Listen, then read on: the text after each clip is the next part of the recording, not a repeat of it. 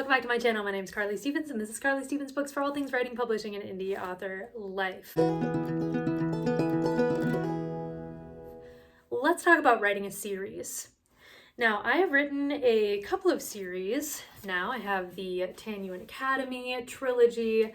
I have a longer series under my super spicy pen name, Zora Fox. So there are a lot of things to consider when you're writing a series. The question that I'm going to be dealing with mostly today is, should you finish writing a series before publishing?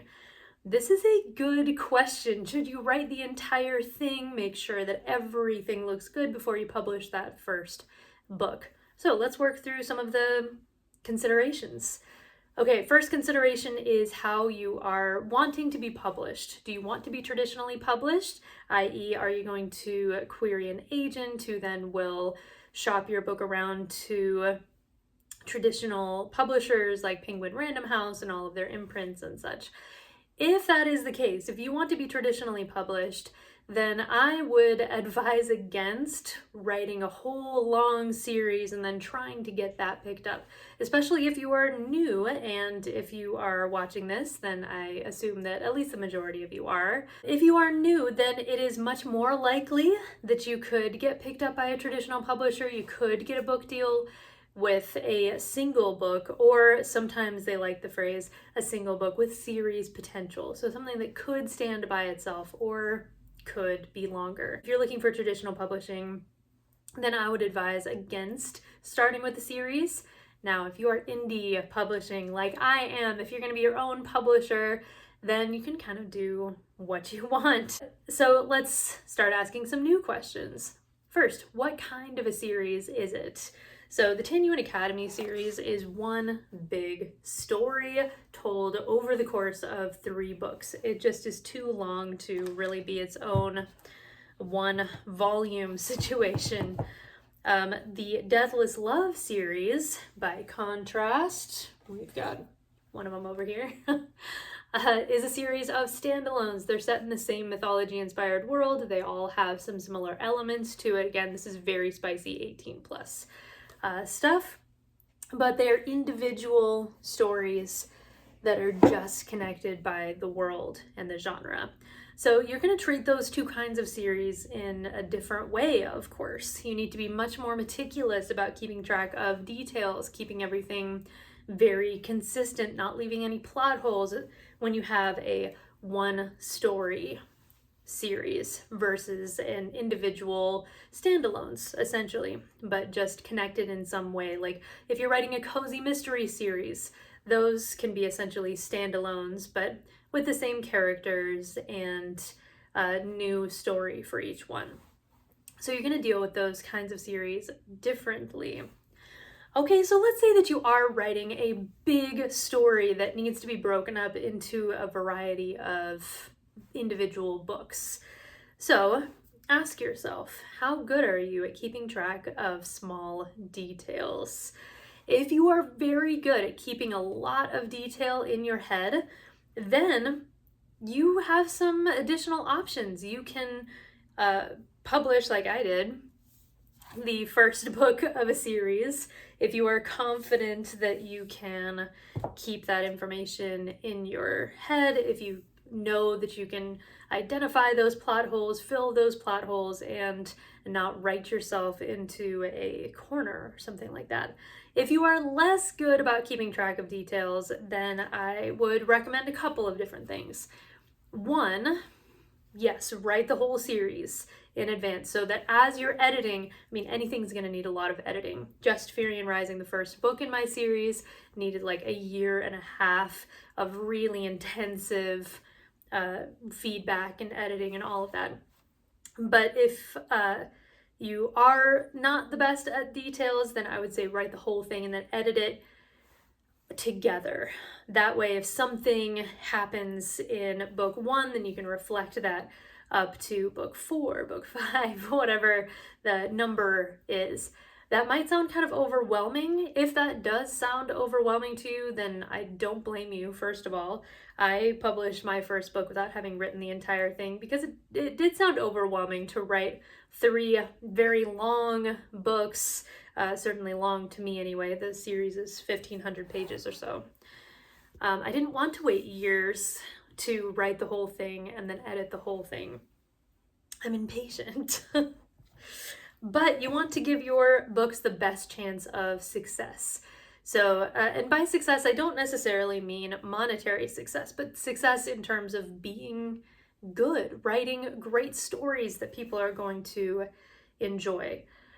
So if you are not that great at keeping details in your head, you do have other options. Something that works for a lot of people. It's kind of dubious whether it works for me, but I'll share the experience that I do have with it, is a story Bible.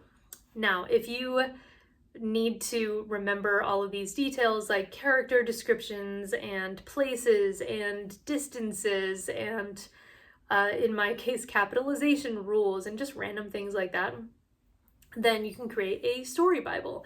I recommend doing this as early as possible in the process of your writing so that you can include what you feel is important to include.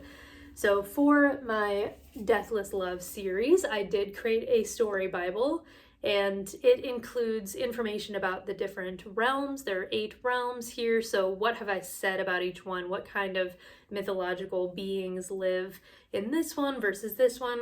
I have a master list of the character names that I've used, so I don't reuse any by accident, or all of a sudden all of my names start with L or whatever the issue might be. So I have that. I do have capitalization rules. So for this, it's a land of gods and demigods and things like that. So when do I need a hyphen? When do I need capitalization? I wanted to make sure that that was consistent book to book as much as possible. So I wrote down some of those rules in a chart. But your story Bible might look different. It might look like encapsulations of what happens in each chapter so that you can find that easily or see it at a glance. Different things work for different people. For me, it's actually harder for me to keep track of details in that way than just to house it in my brain or do a Control F search for a particular word that will send me to that information in the book. So a lot of this comes down to knowing yourself, knowing your story, and knowing how much you are willing and able to keep track of well throughout the process of writing a series. Publishing book 1, if you do decide to publish book 1 before finishing writing the entire thing, it is a risk. It is a risk. It's a greater risk than writing the entire thing in advance. So pros and cons to both approaches. When I published Furion Rising, I was tremendously proud of it. But I also was intimidated by this because that meant, of course, that something else needed to come after it. Here's book 2. And then finally book 3 finished everything off. And book 3, Kingdoms on Fire, remains one of my favorite books I've ever written. It's one of my favorite books to read to this day because I am so proud of those characters and of the way that I finished the series. But it is scary both ways. One is riskier if you just publish book 1 without having written everything else. The other is more time consuming. So which are you willing to give up? Writing a series can be great, or it can be a bit of a detriment. So just a couple of quick thoughts on series writing in general. If you publish book 1, like I just showed you there, then you are committing to finishing that series regardless of whether it's a commercial success. So just make sure you're at peace with that. But on the flip side, if people do love that first book and immediately go on to the second, then it can improve your commercial success because people don't need to learn about a whole new story and evaluate whether they're interested in that to pick it up. Instead, it's just the same story continuing on and people are invested. And so rather than just reading one of your books, then you have more and more people reading 2, 3, 4 of your books, which of course it improves your revenue overall. But that means that it's a successful series and has a lot of read through rather than people reading the first one and either, and just not being all that interested in continuing. Ultimately, it is up to you.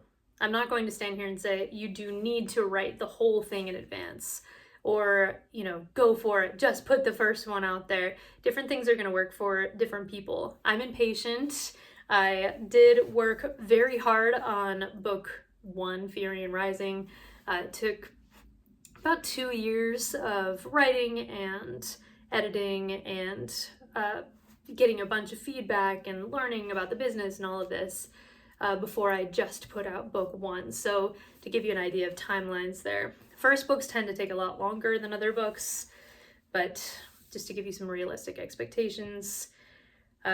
So yeah, I put out the first one. That did mean that I had to, as I was writing book 2, book 3, refer constantly back to that first book.